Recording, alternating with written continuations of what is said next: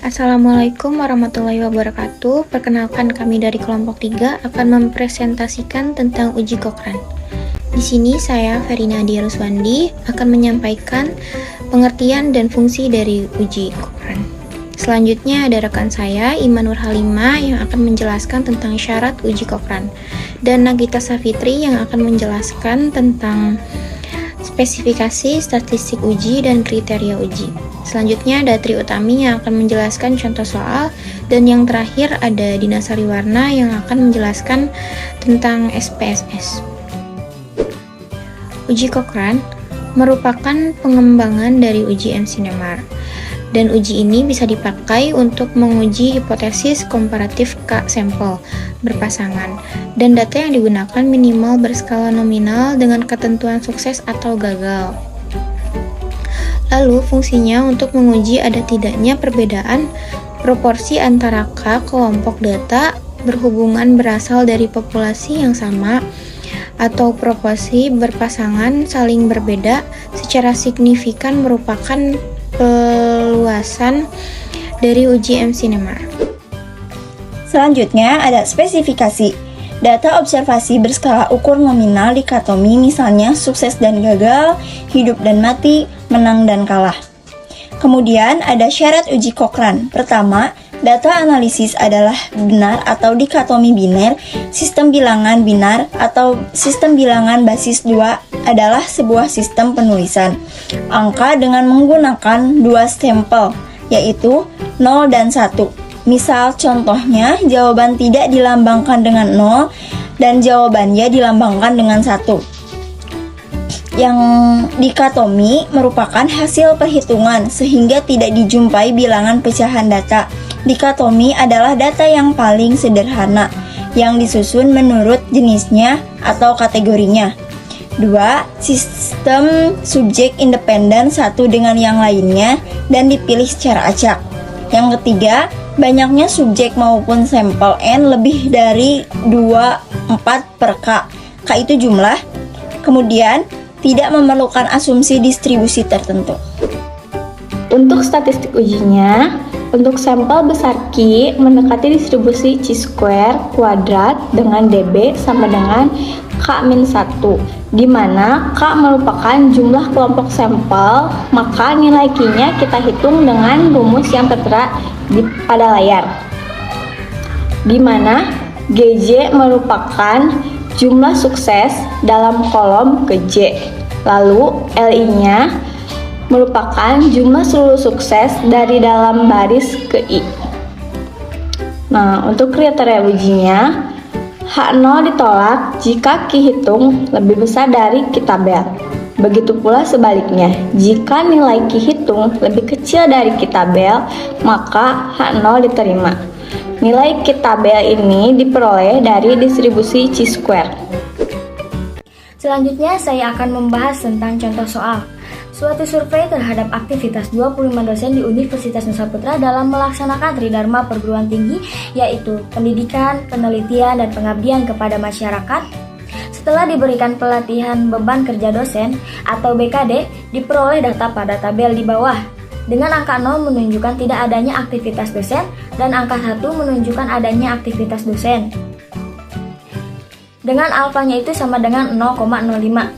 Lakukan pengujian apakah ada perbedaan tiap unsur aktivitas Tridharma perguruan tinggi dalam memenuhi beban kerja dosen.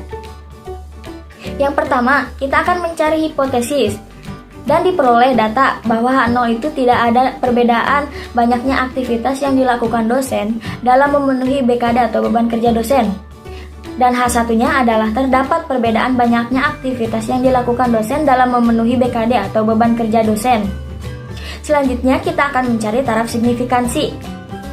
Alfanya itu sama dengan 0,05. Dengan DF sama dengan K-1 atau 3-1 sama dengan 2. Sehingga diperoleh X kuadrat tabelnya itu sama dengan 5,99. Kita dapat mencari X kuadrat tabel dengan menggunakan tabel X kuadrat dengan cara memasukkan nilai alfa dan nilai DF. Selanjutnya kita akan mencari uji statistik. Dari tabel tersebut kita akan mencari L1. L1 itu merupakan jumlah sukses tiap kelompok. Dilihat dari tabel bahwa data pertama jumlah suksesnya itu ada 1, data kedua jumlah suksesnya itu ada 2, data ketiga jumlah suksesnya ada 0, data keempat jumlah suksesnya ada 3, dan seterusnya. Selanjutnya kita akan mencari L1 kuadrat dengan cara L1 dikuadratkan. Seperti 1 dikuadratkan sama dengan 1, 2 dikuadratkan sama dengan 4, 0 dikuadratkan sama dengan 0, 3 dikuadratkan sama dengan 9, dan seterusnya. Dan diperoleh jumlah G1 sama dengan 20, G2 sama dengan 10, G3 sama dengan 10, dan jumlah L1 itu sama dengan 40, dan jumlah L1 kuadrat itu sama dengan 84. Selanjutnya kita akan menentukan nilai Cochrane dengan menggunakan rumus yang sudah dijelaskan sebelumnya. Kita hanya langsung memasukkan angkanya saja, sehingga 3 min 1 dalam kurung 3 dikali 20 pangkat 2 ditambah 10 pangkat 2 ditambah 10 pangkat 2 dikurangi 40 pangkat 2 per 3 kali 40 min 84 sama dengan 2 dalam kurung 3 kali 400 ditambah 100 ditambah 100 dikurangi 1600 per 3 kali 40 min 84 sama dengan 2 dalam kurung 1800 dikurangi 1600 per 36, sehingga diperoleh nilai Q adalah 11,11. Selanjutnya kita akan menentukan kriteria uji. Kriteria ujinya itu adalah jika Q hitung lebih besar dari X kuadrat tabel maka H0 ditolak. Jika Q hitung lebih kecil dari X kuadrat tabel maka H0 diterima. Selanjutnya adalah kesimpulan. Karena 11,11 lebih besar dari 5,99 maka H0 ditolak. Maka terdapat perbedaan banyaknya aktivitas yang dilakukan dosen dalam memenuhi BKD atau beban kerja dosen. Assalamualaikum warahmatullahi wabarakatuh. Perkenalkan, nama saya Dina. Di sini saya akan menjelaskan tentang bagaimana cara mengaplikasikan uji Cochrane pada SPSS. Yang pertama, buka aplikasi SPSS. Dan data yang digunakan dari soal yang kami ambil itu menggunakan data kualitatif atau nominal yang terdiri dari 25 data dan 3 kolom. Langsung saja, di variable view terdapat kolom name. Nah, itu bisa kita isi dengan nomor 1 itu pendidikan, nomor 2 penelitian, nomor 3 itu PKM. Di values diisi dengan 0 itu tidak ada dan 1 itu ada. Lalu buka data view dan masukkan data yang telah ditentukan oleh soal. Setelah selesai, klik analisis, lalu parametric test, selanjutnya legalisi dialog. Di sana tersedia kolom di mana langsung saja itu dipindahkan satu persatu ke dalam kolom test variabel. Nah, karena kita akan mencari hasil Cochrane, maka kolom yang dicentang adalah kolom Cochrane, lalu klik OK.